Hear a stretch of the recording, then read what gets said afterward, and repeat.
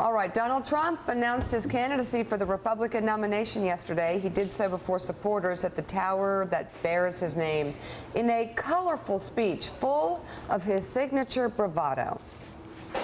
I will be the greatest jobs president that God ever created. I tell you that. The American dream is dead. But if I get elected president, I will bring it back bigger and better and stronger than ever before, and we will make America great again. Our country is in serious trouble. We don't have victories anymore. When did we beat Japan at anything? They send their cars over by the millions. And what do? When was the last time you saw a Chevrolet in Tokyo? I'm using my own money. I'm not using the lobbyists. I'm not using donors. I don't care. I'm really rich. I'll show you that in a second. And by the way, I'm not even saying that in a braggadocio. That's the kind of mindset, that's the kind of thinking you need for this country. And Trump didn't shy away from going after the rest of the GOP field. There's been no crowd like this. And I can tell you, some of the candidates, they went in, they didn't know the air conditioner didn't work. They sweated like dogs. They didn't know the room was too big because they didn't have anybody there. How are they going to beat ISIS? I don't think it's going to happen. You looked at Bush, it took him 5 days to answer the question on Iraq. He couldn't answer the question, he didn't know. I said, is he intelligent? Then I looked at Rubio. He was unable to answer the question. Is Iraq a good thing or a bad thing? He didn't know. He couldn't answer the question. How are these people going to lead us? Bush is totally in favor of Common Core. I don't see how he can possibly get the nomination. He's weak on immigration. He's in favor of Common Core. How the hell can you vote for this guy? You just can't do it. He's in. What do you think? Well, I think that, well, a lot of people in the media may scoff at it, see it as a PR stunt, something like that.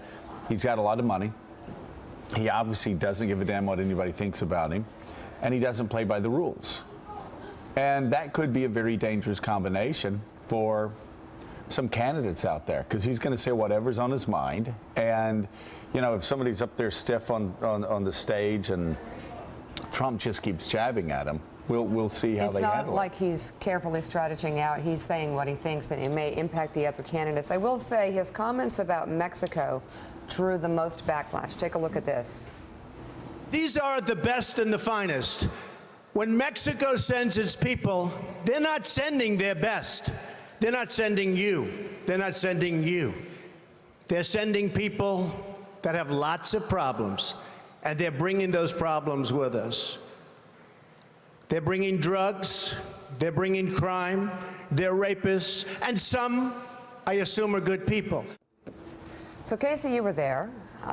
First of all, did you see a response to that? Because I'm hearing a lot about that soundbite. And, yeah, I mean, what else? What are your overall thoughts? That probably drew the most criticism as far as the thing that came the closest to the line. I mean, we're used to Trump being bombastic. That was a little bit of a difficult thing to grapple with. And, you know, Joe, I will say that as far as his role in this process, he does appeal to a segment of the Republican Party that many other Republicans, even in the establishment side, really want to appeal to. I mean, Mitt Romney ran Trump robocalls in the Michigan primary. In Trump's office, he has a framed picture of the headline showing Scott Walker winning that Scott Walker signed and sent to him. It's not as though, you know, he's not being included in this conversation.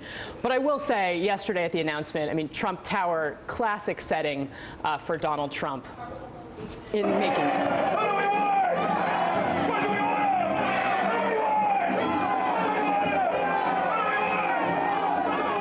Like everything else Trump, his announcement was a spectacle. Held at Trump Tower on Fifth Avenue, locked down by dozens of security officers, supporters allowed in only after they put on a T-shirt. Can you all vote in America? French. But can you vote in America? No, I can't, unfortunately. Only in Finland. Inside, Trump's name and face were everywhere. his new cologne summing up his message. I want to ask you, he has this cologne, it's called Success. I was wondering if can I try? Sure. Wondering what you think it smells like. For men, obviously. Wow, it smells like, attraction. What does it smell like? Success. Money. After the event, Trump was getting on one of his signature private planes to fly to Iowa, where success usually takes a little humility. Because a lot of people said he'll never run. Number one, he won't want to give up his lifestyle. They're right about that, but I'm doing it. I'm doing it. I'm doing it. You know, it's interesting, Sacrifice. Casey, and you've seen this in the campaign trail.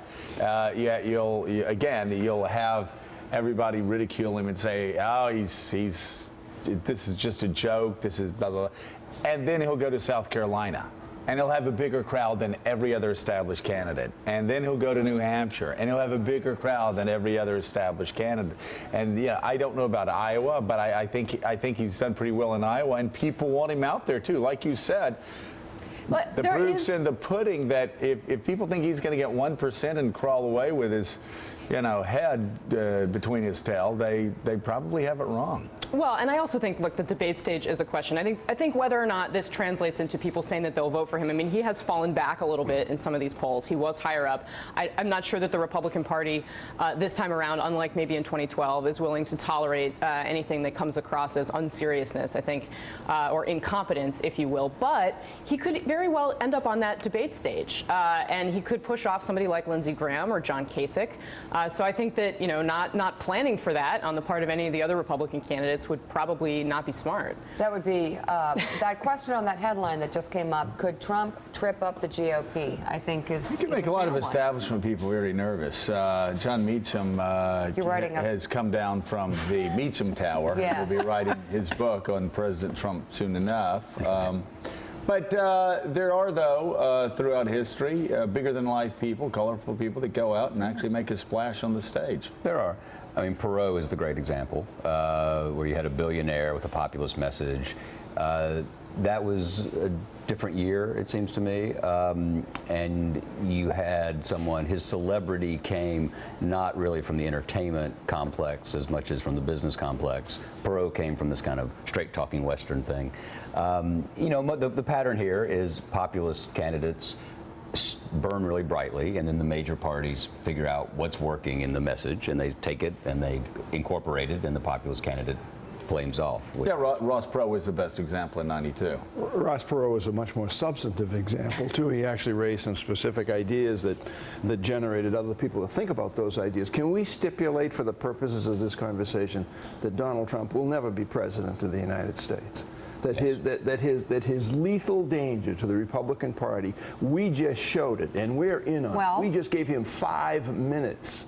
5 minutes. Then why are you? Then I'm not sure. You know what? We just gave him 5 minutes when Jeb Bush, didn't he announce? Let's ask Michael Steele. What do you think of this latest addition to the Republican field, Michael? Well, all I can say is I've got my popcorn and my lounge chair, and I'm ready. This is going to be one of those rides that I think Joe and both Casey have touched on, those aspects that are going to matter to the GOP. There is real concern within rank and file establishment leaders that this becomes a circus, that this becomes more about the cult of personality than actually running for the presidency of the United States. Donald Trump's speech yesterday, if that is the approach that he's going to take, it will lend itself more to cult of personality, which could be a problem when you're standing on that stage trying to have a serious debate. Following up on what Casey said, he is popular among some rank and file in the GOP. And to follow up on Mike's question, yeah, we gave him 5 minutes. He's in New Hampshire. He's near the top of the polls. And he beats a lot of people that are more established politically and play by the political rules of Washington. I just don't know. I think there may be a big protest vote this year that might actually make him a player. And that is a key point, Joe, and that's what has a lot of people nervous, because it goes to the fact that he has, despite the poll, the most recent poll that showed that 59% of GOP voters in the primary said they would not vote for Donald Trump, there's a significant base for him to work from, and that base will light us up. It will be excited about him, and it's a real problem going particularly into those early debates if he's on that stage, because the argument is going to be framed by Donald Trump. not a Jeb Bush or Right. Marco Rubio or others. So